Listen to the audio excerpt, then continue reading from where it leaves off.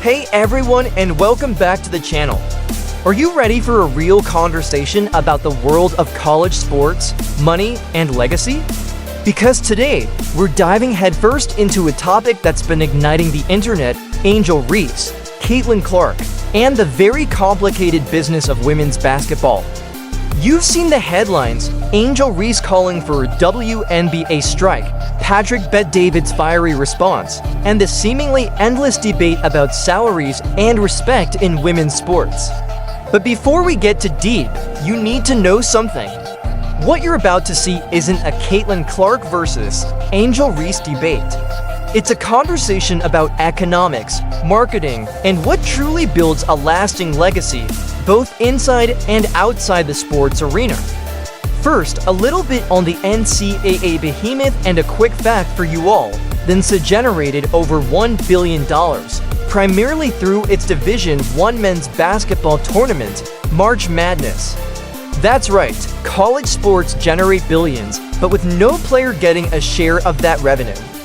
This is how the NCAA has built its legacy, off the backs of young athletes, but offering education and visibility in return. Then add nil to the mix, where student-athletes like Angel Reese start to build their personal brands. Before we critique her words and the recent narrative, let's establish one thing here: nil opened doors previously closed. Now, let's address the elephant in the room: Angel Reese's recent statements about a potential WNBA strike. According to Bet-David's response, Reese states that if WNBA players don't get paid what we deserve, we'll sit out. While I admire her passion and believe athletes should advocate for fair compensation, the context here is crucial. Let's also address something else here: Reese mentioning that the incoming rookie class might get paid more than the veterans. That's how contracts work. Veteran players usually have deals they signed some time ago, while rookies are getting signed at current market rates. If the market value has gone up, rookies get paid more. In that situation, Reese should be talking to her agent about renegotiating her contract. Here's where my experience comes in. I've seen countless athletes, both men and women, navigate these waters. The reality is, professional sports are a business, and like any business, revenue drives salaries. But where the league can see a long-term upside, as in the case of some rookies, that is also where they will invest. I also feel strongly about the idea of building a brand. You cannot get paid without being a well-known brand, so I respect Angel Reese's hustle to establish herself. Reese is vocal about her $74,000 WNBA salary, claiming it doesn't even pay one of my bills. That's where things get interesting. While $74,000 might seem like a decent salary to many, remember Reese had a $1.8 million nil valuation at LSU through deals with Reebok, PlayStation, McDonald's, and Coach. What she earned in college far exceeds her current WNBA salary. The question is the WNBA at fault, or did Reese inflate her valuation by signing a lot of deals instead of a few very high-paying ones? I get it, going from making millions to earning a relatively modest salary is a shock. But here's the thing: the WNBA operates on a fraction of the revenue of the NBA. The revenue just isn't there yet. Patrick Bet-David didn't hold back. He poked fun at Reese's missed layups and suggested she's more focused on building a brand off bad takes than improving her game. It's a harsh assessment, but it raises a valid point: performance matters. No matter how big your brand is, if you don't deliver on the court, that brand will eventually suffer. I will agree that PBD's approach was somewhat abrasive. This is a young athlete and should also be seen as a person first. Now, on the point of performance versus brand, I would say that it's a little more nuanced. I believe the two go hand in hand. Reese's confidence and unapologetic persona have definitely contributed to her brand appeal.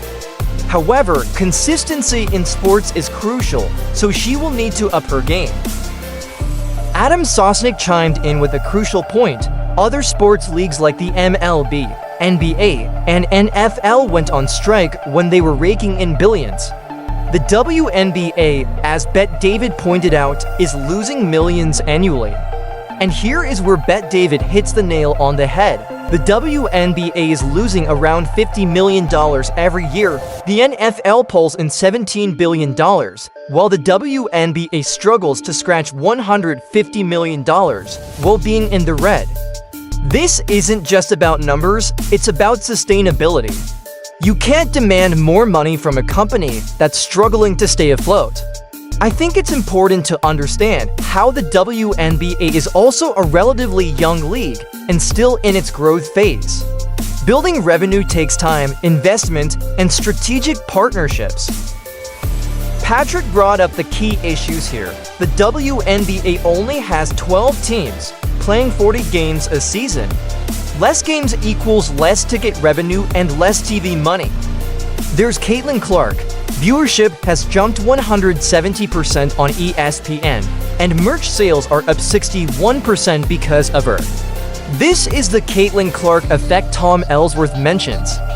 This is where the WNBA will have to decide, do they embrace this superstar or create risks? In any case, this has brought in a new audience to the WNBA, so there's a tremendous opportunity that needs to be carefully nurtured. She is the saving grace for the league. I've witnessed this savior phenomenon before. Sometimes a single player can dramatically change the trajectory of a league, but that player needs to be supported, not resented. Also, the league should not be so dependent on a single star since they can easily leave or get injured. The WNBA must invest in its other players as well to make for a compelling viewing experience that has staying power. That is how they can create a legacy. There's growing tension between the WNBA and NBA. You have NBA players like Draymond Green suggesting WNBA players need to grow the game before asking for bigger checks. Lisa Leslie suggested NBA players could donate a night's salary, but Draymond Green clapped back, saying NBA players support the WNBA the most. Tom also mentions, make the league profitable, then talk money. I am also a firm believer of this sentiment. If there's a strike, owners might breathe a sigh of relief because it's like paying to keep the lights on in an empty house. I've seen that happen with companies that aren't profitable. The owner has to front the funds personally until there's enough revenue to make the company profitable. The same goes with the WNBA. Once it becomes profitable, players can rightfully ask for a bigger share of the revenue. The future of NCAA and the WNBA is unwritten. It's up to the athletes, the leagues, and the fans to shape it. Let's choose to support athletes who are not only talented, but also dedicated to building a better world and build lasting legacies.